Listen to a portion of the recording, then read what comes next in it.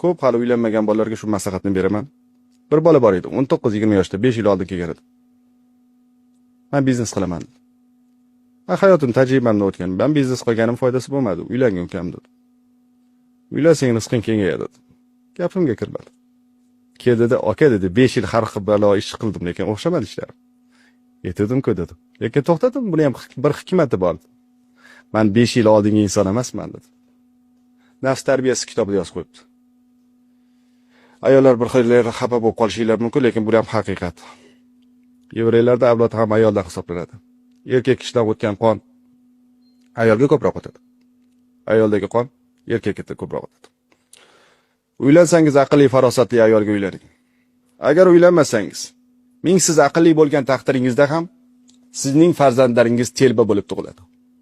Nima uchun unday deyilsa, erkak kishidan bir hujra, ayol kishidan 2 hujra o'tiradi. Tarbiya. Olimlarga o'qigan bo'lishingiz kerak. Tarbiyaga 1 yoshli bola olib kelishadi-da. Olib kelsa 1 yil kech qoldingiz. Hayron bo'ladi, qanaqasiga 1 yil kech qolish mumkin, o'zi tug'ilganiga 1 yil bo'ldi. Tarbiya ona qornidan boshlanadi ekan. U yerda qochib keta olmaydi. Olimlar tekshirib ko'rishgan. Ertaga aytib berishadi.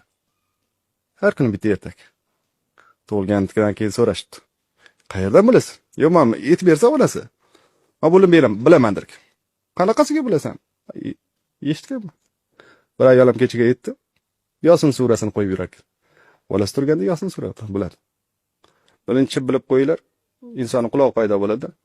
Buni ham olimlar sinab ko'rishgan. Shunaqangi vakuum qilishganki, hech qanaqa uning ichiga informatsiya kira olmaydi. Hech qanaqa. U yerda hech narsa rivojlanmagan. Iloji yo'q. Informatsiyasiz iloji yo'q. Shuning uchun tarbiyamiz bizni ona qornida boshlashimiz kerak. Ertaga aytib bering. Erkak kishi baribir uyga qara olmaydi. Nima uchun? Ro'zg'or uchun yurib yuradi. Ayollarimiz o'qisa, uylarda kutubxona bo'lsa